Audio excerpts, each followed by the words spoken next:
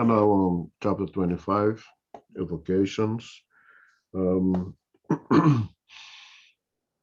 just a quick recap of what we saw last week. To evoke someone just means to invite someone. Kardec tells us there is two ways of receiving communications: through evocation or spontaneous communications. Naturally, spontaneous means that we don't call anybody's name, and a spirit spontaneously makes use of its medium of a medium and express their thoughts to us, being it written or being it spoken. And an evocation is when we ask for one specific spirit to make use of one of the mediums available to communicate with us.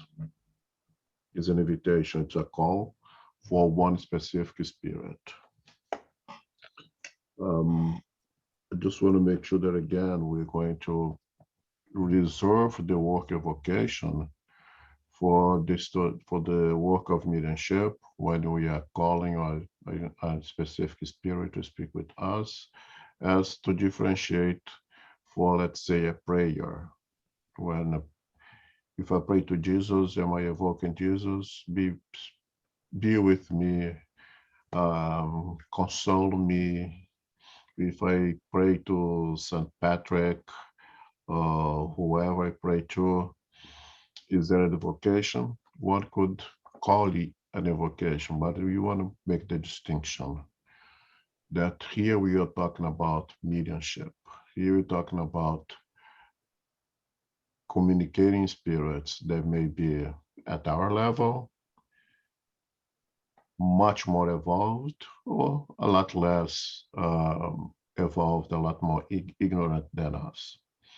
Okay? That goes through the positives and negatives, the risks of, we're going to see the risks of evocation, of course, but just keep in mind that prior to this chapter, Kardec gave us a chapter of identity of spirits, of identity of the qualities of the spirits, not by chance. He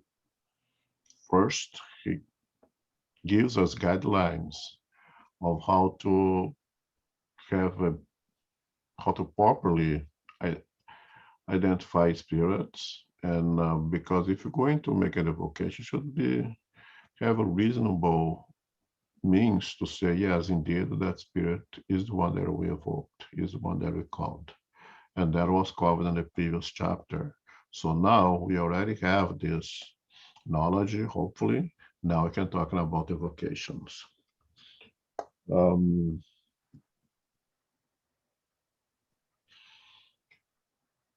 Some people suggest that you should not evoke, and Kardec comes over here and say that not necessarily so. Evocation has its positives. We are always surrounded by spirits. By evoking, in a way, we direct the work at one or not specific spirit, as if you just leave it open for anyone to come in, then we may have communication that is not suitable for what you're seeking to accomplish. And if you are able to evoke someone that is suitable for the work that we're doing, then the evocation makes completely sense. Kardec suggests that to be very careful not to use mediumship, evoking spirits for mere curiosity or for means of gain, much material personal gains as well. And now we are on to item 270. If anyone has any comment or question before you start, you can ask now. No? Can you read, Sarayda? Yes, I can. Okay, Okay, item 270. 270. Okay. When we want to communicate with one particular spirit, it is absolutely necessary to evoke it. If it can answer, we usually receive the response, yes, or I am here, or what would you like of me? Sometimes it enters directly upon the subject, responding to the questions that we intend to ask before we have had a chance to do so. When a spirit is evoked for the first time, it is proper to address it as precisely as possible. Questions formulated in a curt and imperative way should be avoided because they could be a motive for it to stay away. Questions should be affable and respectful, proper to the particular spirit, and in all cases, show the benevolence of the evoker. Thanks. Mhm. So when we want to communicate with one particular spirit, it is absolutely necessary to evoke it. Pretty obvious, right? Um, I want to communicate with my discount grandmother, but I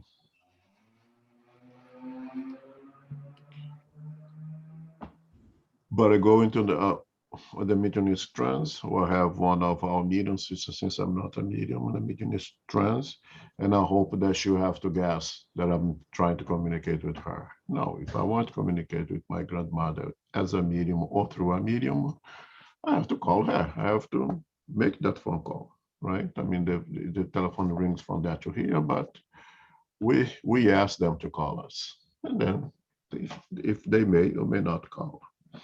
And Kadek says here that when capable, they will respond very often rather quickly. Yes, I'm here. What do you want from me? Okay. And very often, and that will be discussed tonight on 271, that the spirit not only will answer, but it will immediately enter in the discussion of the subject that we intend to discuss with that spirit. That will be further explained on 271. I'll hold off here. When you evoke a spirit for the first time or otherwise, but especially for the first time, we need to address them as precisely as possible, as polite as possible, as properly as possible. We already covered in the last chapter that no one likes to be questioned and put into a interrogation process. If you are guilty, you have to prove in being innocent. It should be the other way around. So those interrogations of you have to prove that you are you. Very often the spirit say, well, I don't have to prove anything, goodbye. Right? And no one likes to be in that position that I have to prove something. You invite me, I'm here, let's talk. Um, and address someone properly, right? I mean, if you're going to revoke Dr. Bezerra Jimenez, it's proper to call him by his title, doctor. You should do that. It's a formal way of thing. I'm sure that Dr. Bezerra Jimenez would not get mad if you don't call him doctor because he is way above title. But it shows to us, it shows to everyone our humbleness, that you respect him for what he is, right? I'm sure he would not care if you call him a doctor, but we should. And there are other spirits out there, not at the level of Dr. Bezerra Jimenez, more at our level, that the title is meaningful. So if the person um, conquered the title as a doctor during the last incarnation and perhaps way too attached to that title. Again, someone at our level, when we are too attached to those titles, respectfully so, we will address on that way. Um, all the questions should be proper. You know, if being careful not to invade too much the privacy of individuals. No one's like that. No one likes that, incarnate or discarnate. Um, Especially if you are someone that is not familiar to us, someone that is to one we don't have an established relationship. You don't want to go straight into the privacy of those individuals. Allow it to happen naturally without an interrogation that may be inappropriate. Pretty much like we do here. So in other words, it's almost like having a conversation with an incarnate one. Okay? Okay. 271. We are often surprised how quickly an evoked spirit appears, even for the first time. One might say that I have been forewarned. That is, in fact, what happens when we are preoccupied beforehand when evoking it. This preoccupation is a sort of anticipated evocation. And since our familiar spirits are always nearby and attuned to our thought, they prepare for its coming. So that if there are no obstacles, the spirit is already present upon being evoked. Otherwise, the familiar spirit of the medium or the questionnaire, or one of those who is normally present, will go and look for it, which does not require much time. If the evoked spirit cannot come immediately, a messenger, the pagans used to call it Mercury, sets a time, 5 minutes, a quarter hour, an hour, or even several days hence. When the spirit finally arrives, it will say, I'm here. Then we can begin to ask our questions.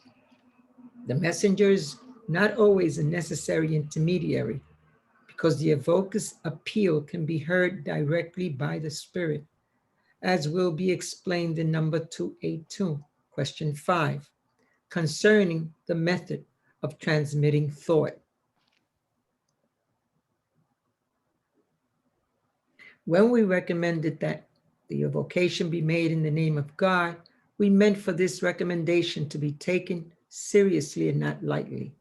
Anyone who thinks it is a meaningless formula would be better off to refrain from making the evocation altogether.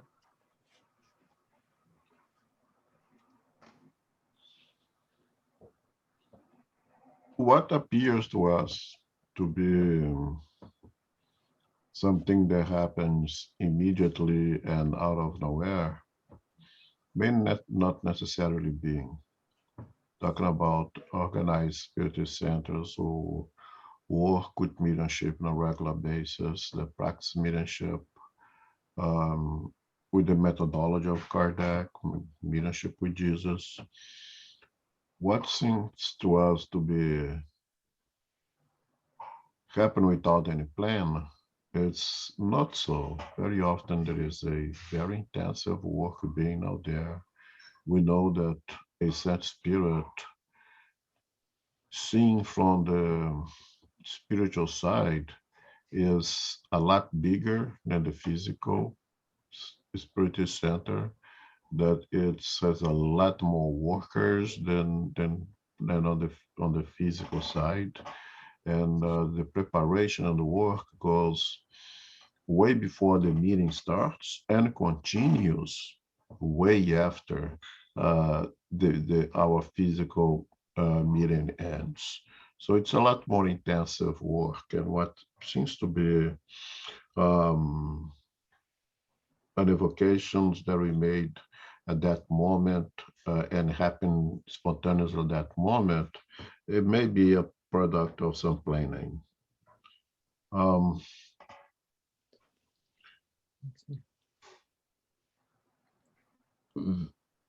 if I am preoccupied with someone in the spiritual world, go back to my grandmother, I'm thinking of her, and I'm really want to know how she's doing, what she's up to, and did she reincarnate already? It's been many years already, and let's assume that she did not reincarnate, or even if she did reincarnate, it's more difficult, but very much possible, right? And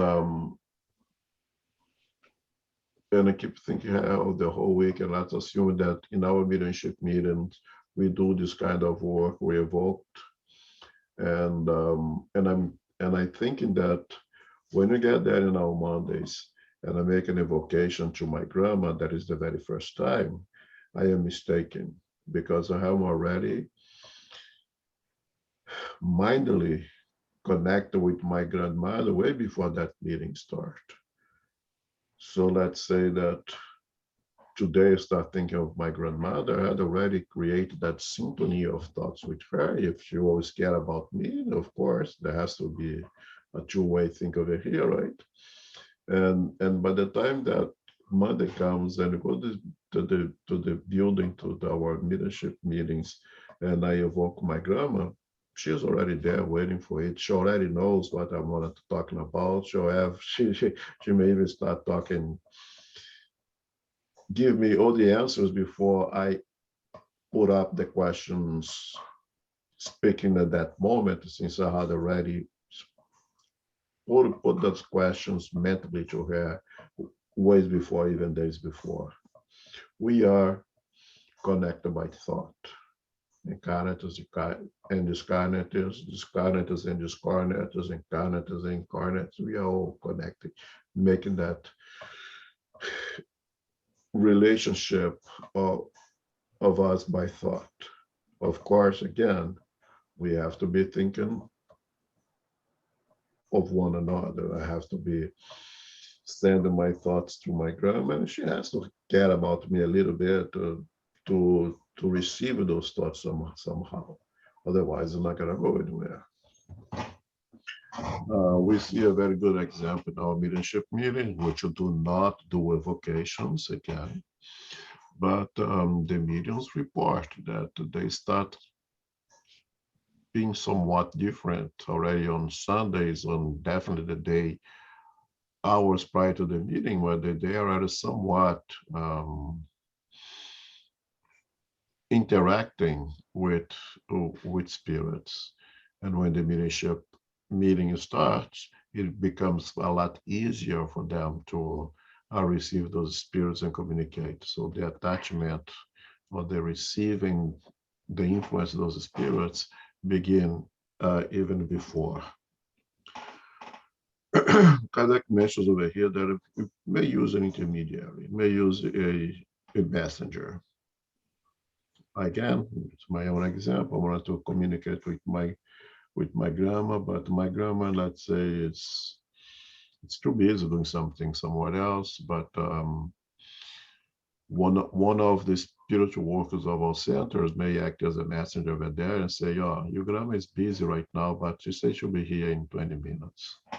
Well, your grandma is too busy right now. She's in another planet that she won't be able to come back to perhaps the next meeting.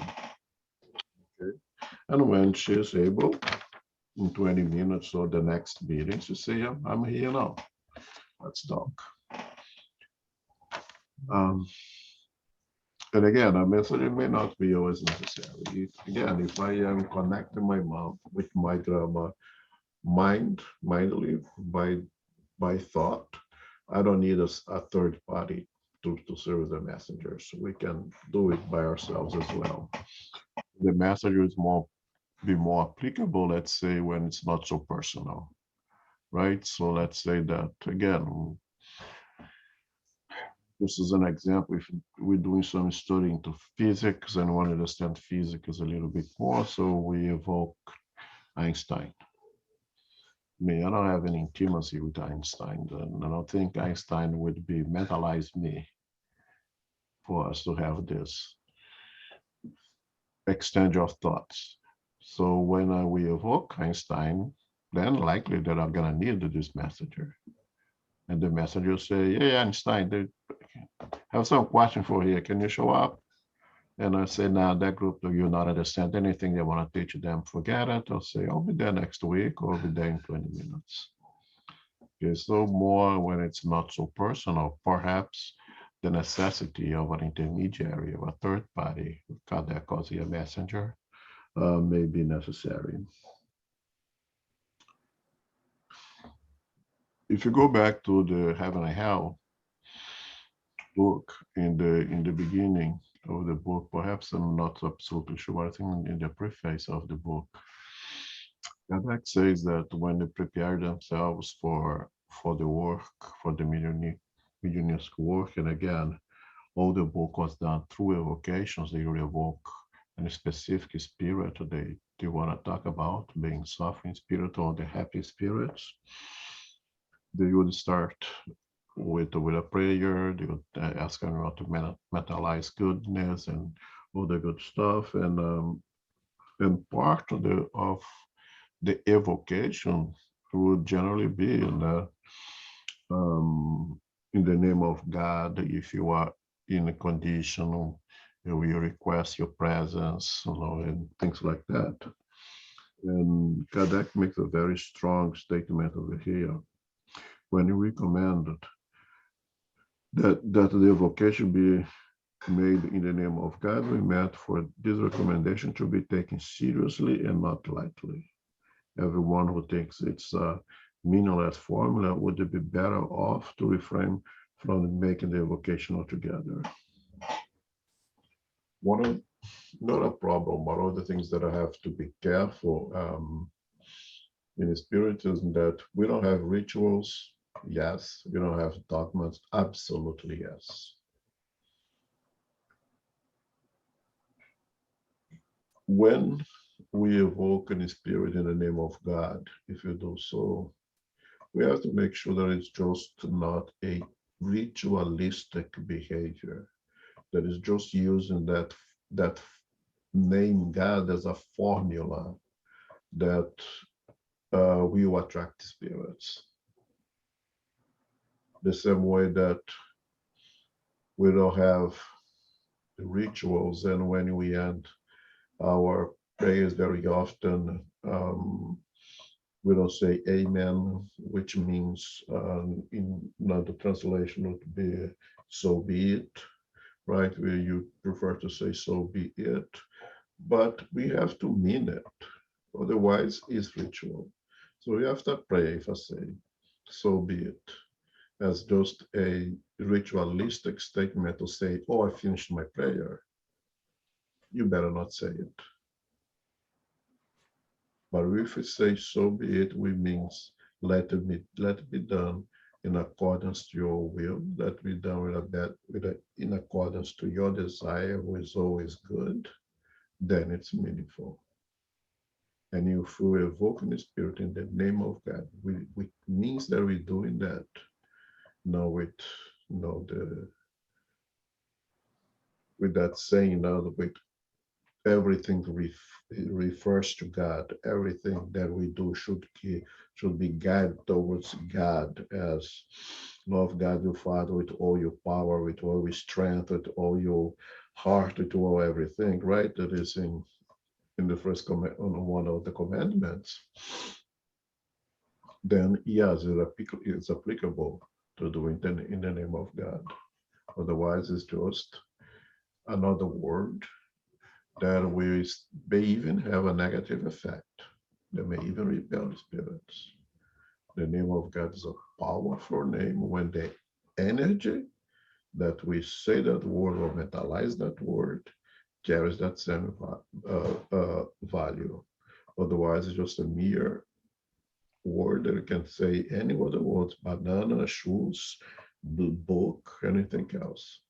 So we have to mean, when we use the word God, we have to mentalize that thing. We do it in the name of God, to whom we offer all of our powers, all of intellect, all of whatever is good in us, referring to God. Then it's meaningful. And amongst us incarnate, we cannot make a differentiation. But in the spiritual world, we are transparent. We can fool ourselves here when covered with this dense matter. As the spirit and being seen from the spiritual world, we are not going to be fooling anyone. So if you don't use the name of God, meaning God, you better off not say it.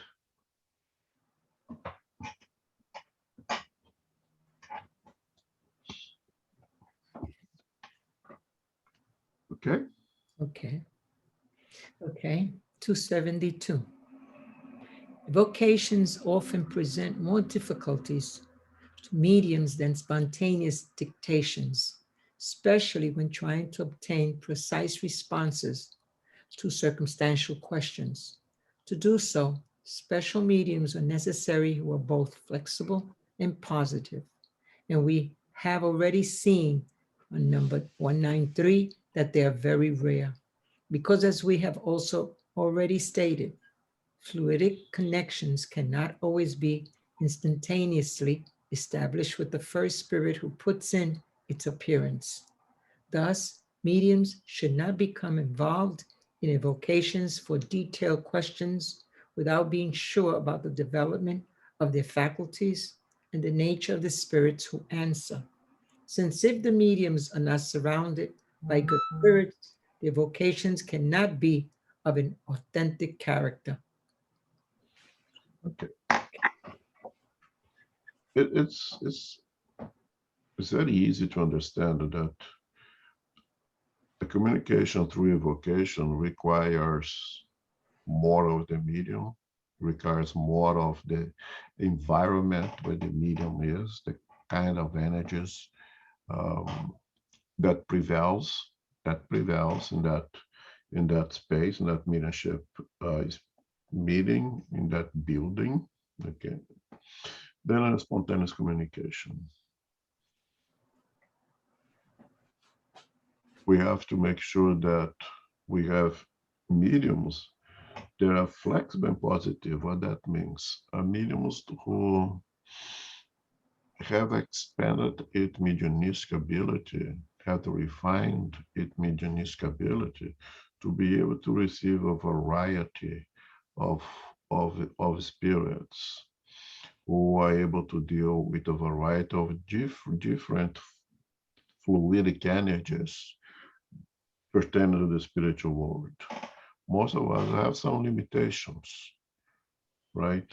So when you see an example that we can use that is almost unfair, Francisco Xavier, only in his very first book, there's a book of poems and poetry coming from the spiritual world. A variety of spirits used his mediumship. A variety of spirits with different interests. A variety of spirit bring a different subject. And he was completely malleable to all of them, was able to do so. The majority of us are not so malleable. The majority of us are very restricted, even to our prejudices, even restricted to that physical, organic component of mediumship that will not be compatible with some of the fluidic energies that some spirits will carry, and that will not be able to integrate perispirit to perispirit to the spirits that we evoked. If the mediumship group is well organized, is properly following the guidelines, properly practicing mediumship with Jesus, as we usually say over here, and we evoke someone in the spiritual world to whom there is no mediums flexible enough to receive that spirit, nothing's going to happen. You're just going to say, oh, it didn't show up, or because it couldn't, or because there was not a medium that could receive that particular spirit. And again, I'm not talking about here in terms of moral qualities, okay? Moral qualities may be also a component in this discussion, but we're talking about even of organic things, and not say over here, oh, we evoked um, Mary, mother of Jesus, and she didn't show up is because all the beings over here are not evolved enough to receive Mary. Well, that may or may not be the case. Okay, likely if we evoke Mary, mother of Jesus, she's going to send one of her workers to deal with us, out of her benevolence to us. So you're going to receive something from her, if not her directly. But if the spirit is center, if the mediumship meeting is not so well organized and things are not going so well than they are in general, another spirit may take that place. Another spirit may come in and say, oh, you called me, I'm Mary, let's talk. And that's where the problem, the risk comes in. So in order to do the evocation, one has to be much better prepared. And that's why we had the previous chapter was dealing with the identity of spirits. And if you cannot identify precisely the spirit, at least you should be able to identify where that spirit kind of stands in a moral scale. Is it still very inferior spirit? Is just dumb like us, or it's superior than us? Using the guidelines provided by Kardec, should be able to make that. Comments, questions?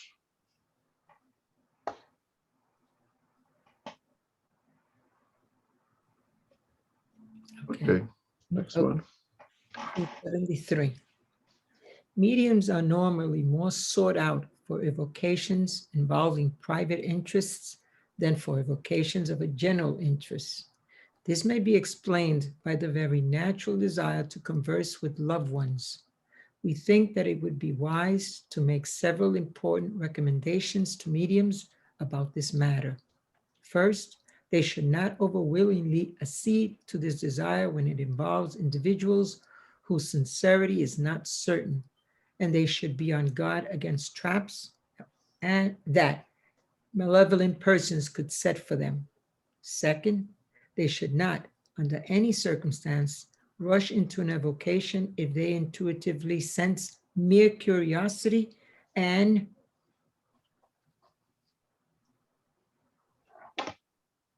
self-interest rather than a serious intention on the part of the evoker.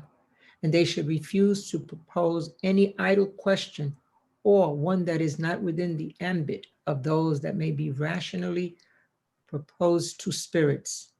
Questions should be asked clearly and precisely, without ulterior motives, in order to obtain categorical responses. Any questions of an insidious character should be rejected because spirits do not appreciate questions that might put them to the test. To insist on questions of this nature is the same as to want to be deceived. The evoker should frankly and openly stick to the purpose without subterfuge and meaningless detours. If the evoker is afraid to explain him or herself, it would be better to abstain. It is also best to be very cautious when making evocations in the absence of those who request them. And most of the time, it is best not to make them at all. The reason is that only such persons are capable of controlling the responses, of judging the identity of the spirit, eliciting clarifications aroused by answers, and asking occasional questions to which the circumstances might lead. Furthermore, their presence is a link which attracts the spirit, who is normally little disposed to communicate with strangers for whom it has no affinity. To sum up, mediums should avoid anything that might transform them into consultation instruments, which for most people is equivalent to fortune tellers.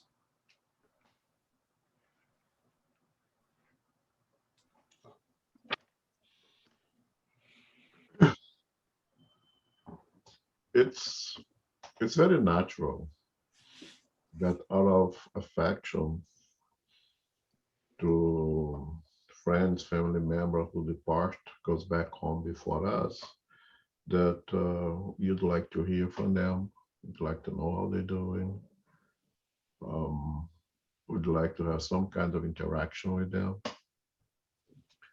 And when we discover that possibility through mediumship, it's pretty natural that someone may you seek to use mediums to get those informations, to get those answers, to get that interaction through mediums. And to that, Kardec has some very serious advices to the mediums. I think that out of goodwill, out of a benevolence, with good intentions, the medium may find himself trapped in that situation to be the little private messengers between the two planes of existence.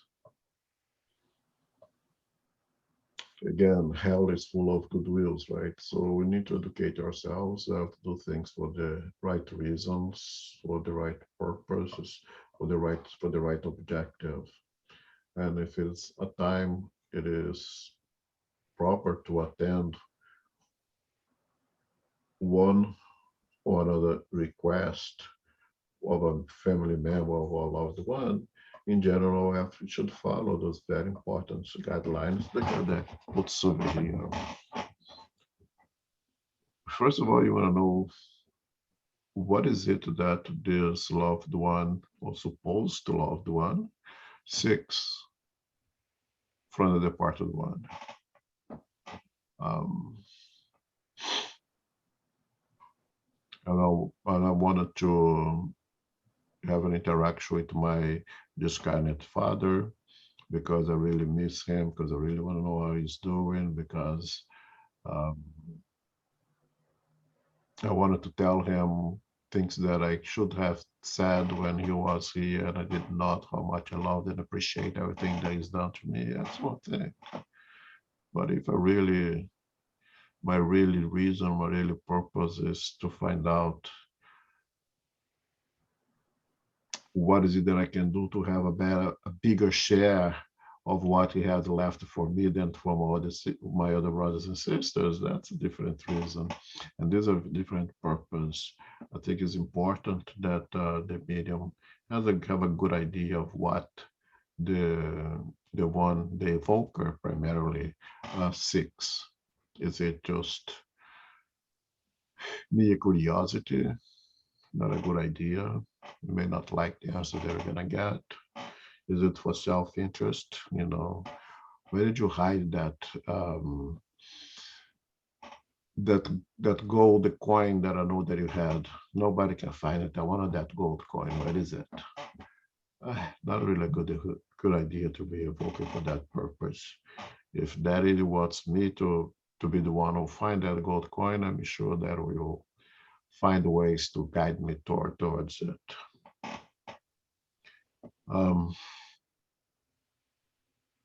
When you question, you already covered that. When we evoke spirits, let's make sure that the questions are very objective, not about subjective.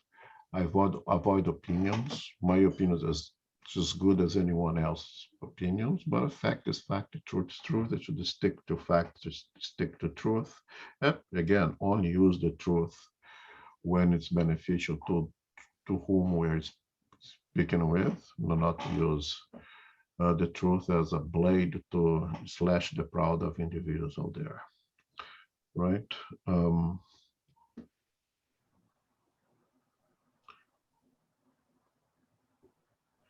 Kardec's a very important suggestion over here that the evocations, when you get an opportunity to communicate with whoever we evoked, again, so let's assume that I want to evoke my grandmother, it would be better if I'm not present when my mother shows up. My presence over there may limit my grandma or grandmother to speak things that you would otherwise speak, letting them know of things that perhaps they should know in order to assist her, that perhaps they want to expose me to know those things. So it's in general, again, in general, beneficial to not have that loved one present when the communication takes place. Most of the works of this obsession is done when the incarnate being obsessed is not present in general. Okay. And the mirrors again is very important not be used as a mere consultation instrument, because the medium is not. A medium is just an intermediary. It's just someone who is able to make that connection.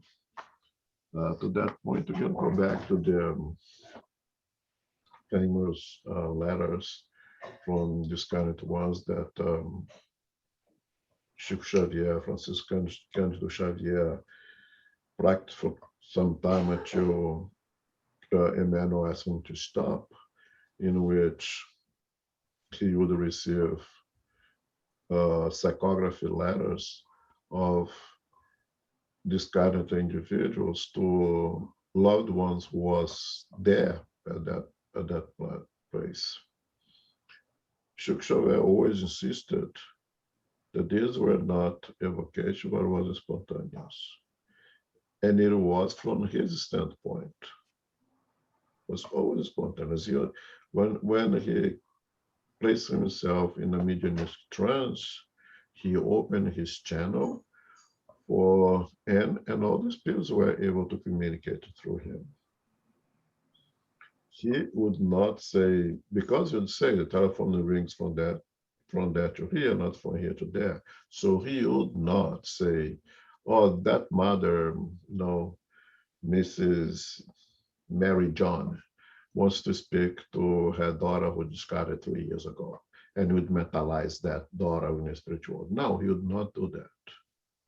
He would make himself an open channel to receive those who are in the position to deliver that psychography. But from the part of us, the loved ones who were there, it is an evocation. We evoke, I don't know, I evoked my grandma. The guy next to me was evoking his wife. The one on the other side was evoking his daughter, and each one of us had our own evocations. So wasn't it an evocation? Was spontaneous? Well, it was kind of evocation for those who were calling for the presence of that loved one. But from his standpoint, he was not just plainly saying using that example, because of this very last paragraph that's so important, right? To sum up, the mirror should avoid anything that might transform them into consultation instruments, for which for most people is equivalent for fortune tellers. That was not what he's doing. He's being there as an open channel to receive those who were able to use that channel, and the more important, was used to provide assistance to the loved ones left behind, and even to the spirits themselves. It is completely different than being just a little messenger, just a little tool for us to be using and abusing.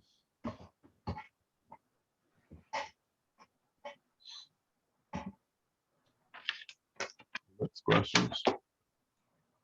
Elmo. Yep.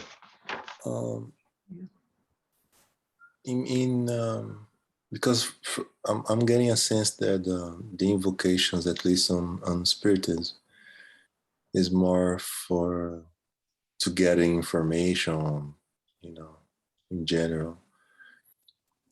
In different religions, from what I heard and studied a little bit, sometimes they have a different application. On some religions, in Brazil, they evoke spirits to to perform rituals of dancing or consultations or passes, performing different kind of stuff. So does that happen also in spiritism? Or is just a matter of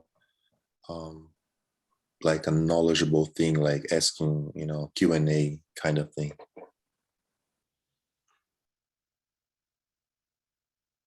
We could evoke in spiritism for different objectives.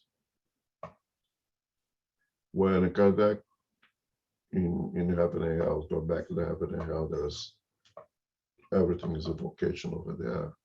Kardec also made the point in the book to say that when they received, let's say, the request from someone to try to speak with a discarnate individual, or when they become involved with some affair that led with the discarnation of someone, and they would evoke those spirits. That make sure that to let us know in that point that in the process of evoking that spirit, they intended to be helpful to that spirit. It's not just only a mere curiosity. It was not only for Q&A. Was in perhaps trying to being able to be helpful to that spirit. And we have in the part of suffering spirit, the spirits could actually say, I like when guys evoke me. I like when guys call me because I feel good here. I feel that the energy here makes me feel a lot better from where I usually am. Suffering spirits to say that, which means that it is beyond just a Q&A. It is beyond the pure curiosity. It is beyond receiving spirits to be able to publish that book. One of the reasons, yes, was to gather enough communications that they could put in a book, but they go beyond that in the exercise of mediumship with Jesus to be able to provide assistance to those suffering spirits, of course, in the part of the unhappy spirits as well. So when you deal with spiritism, leadership with spiritism, it's going to be for two reasons. It's because the suffering spirits who can use a little help from us, or on the other side, when the much more evolved spirits who could provide some assistance to us. Now, that could be more on a scientific manner, so to say. Again, if you are dealing with physics questions that deal with spiritual energy, so to say, you want to understand this thing of spiritual energy a little bit better. And how can I apply physics to this thing of spiritual energies? How can I apply physics perhaps to help us to make this communication a little bit better, something that I can do that. So that's the reason that we may evoke someone who deals with physics, and we evoke a physicist in the spiritual to see if there is anything there. I'm just using examples here that is helpful. If you want to understand this relationship of the pituitary gland and mediumship, and we're really diving ourselves into that studies, does it make sense to evoke a discarnate endocrinologist who are able to provide some more information on that relationship? We'll use that as well. But what I'm saying is that there is a dignified objective for that evocation. There is a purpose, there is a reason. And that would be not, say, as example used for dancing, would not be for, can you help me get the lotto numbers as much as I love to have, can get those. I'll not ask Spirit to provide that to me. Would not be for me a curiosity. So let's say another example, spiritual surgeries. Well, if the spiritual surgeon does not show up, it's not going to happen. So you're going to evoke that spirit surgeon that work in that place that provides those things. It is an evocation. I evoke Dr. Such and such who provides the spirit surgeries in this place. He may or may not show up. Depends on the quality of the energy of the environment on that day. But there has to be a dignified reason or purpose to do so.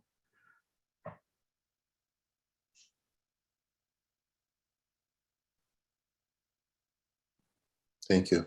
Does it answer your question?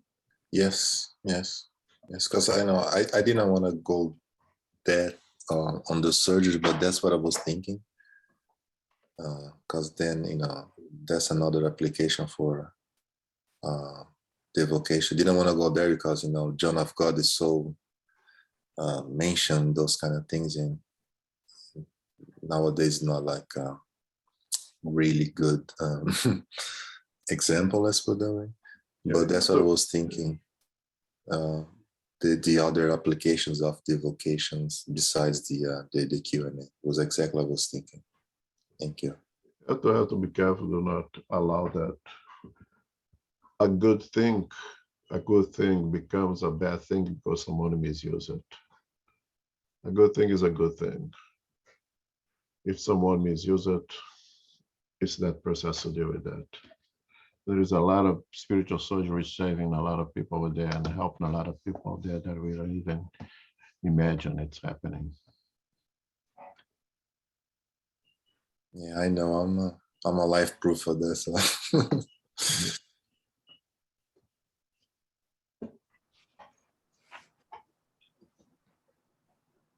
Okay. Okay, continue. We have another. Yeah, let's finish this. Okay. 74. Okay. Spirits who may be evoked to 74. We may evoke all spirits no matter.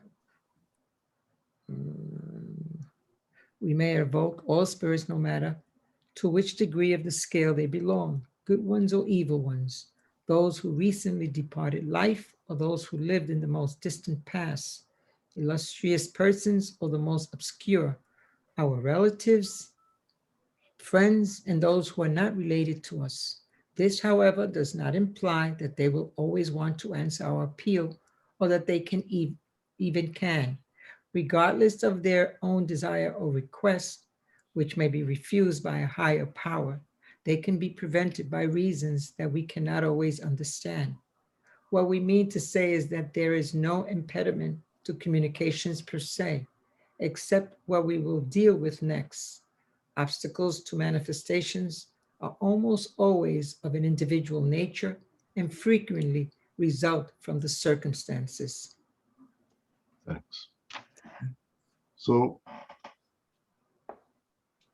who may we evoke?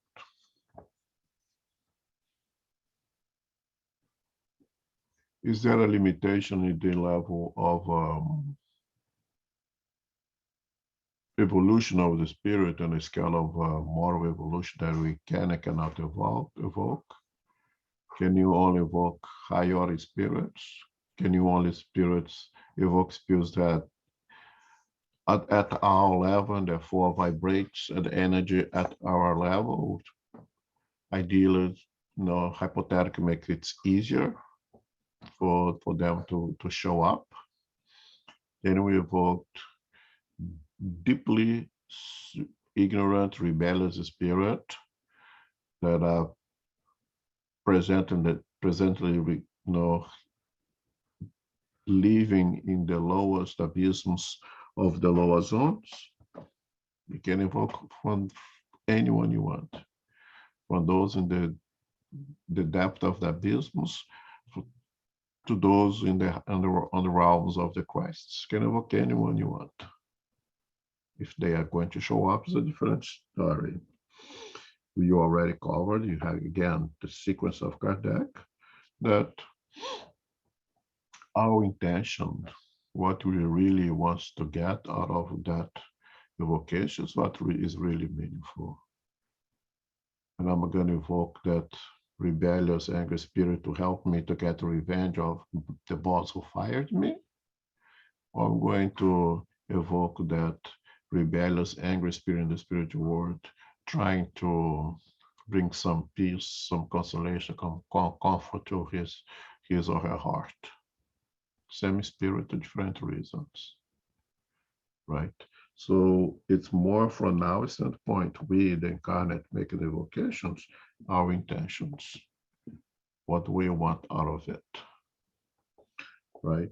And of course, if Kardec says obstacles to manifestations are almost always of an individual nature and frequently result from the circumstances, is because there are a lot of obstacles that prevent the spirits to show up, very often of individual nature, you know, both from us and from them. I wanted to speak with Grandma, but Grandma is not available for her many possibilities. Or perhaps for me, I do have no merits to receive what I'm intending. All my intentions, my objectives out of this interaction is very vulgar, is very inappropriate in accordance to the spirits. Another thing to consider is that maybe my grandma wants to. I evoked grandma's want, but someone says no, not a good idea. God says, which may be refused by a higher power. There are those who knows better than myself and better than my grandma, and to understand that perhaps that's not the best time, that perhaps it not contribute anything good neither for her, neither for me. So I'm not gonna waste time with something that is not productive. But there is nothing to say I cannot evoke suffering spirit. I can only evoke higher spirit. So this and that. We can evoke anyone. What really matters is, what do you want out of it? What's the purpose? What is the objective? All right, questions, comments? We're going to stop here.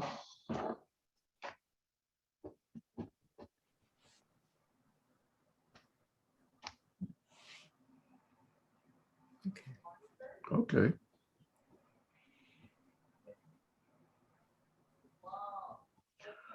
So we close with our prayer. Let's give thanks to God, to our beloved Master Jesus Christ,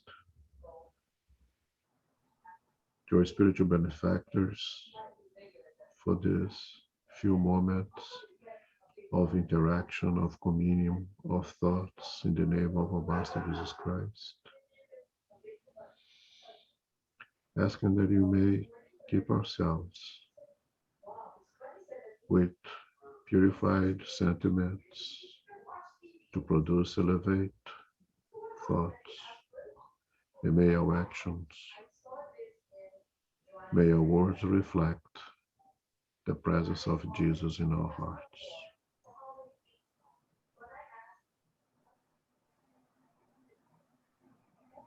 At this moment, dear God, of so much disharmony,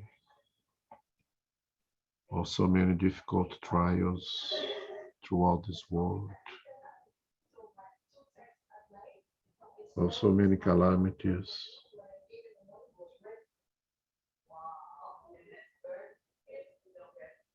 we offer vibrations of the most pure fraternal love for all victims of man-made and natural calamities.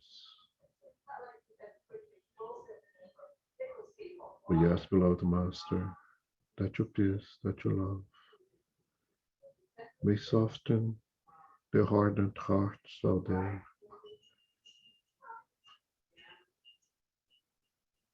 which still persists in Hammurabi's laws, who still believes in the power of the stronger, beloved Master, we pray and we vibrate that you help us to purify our own hearts and minds, to serve as an instrument at your hands, to vibrate your love and your peace to prevail in this planet amongst all peoples. Grateful for this opportunity, we ask to be able to be back here next week, ready and willing to learn, to give, and so be it.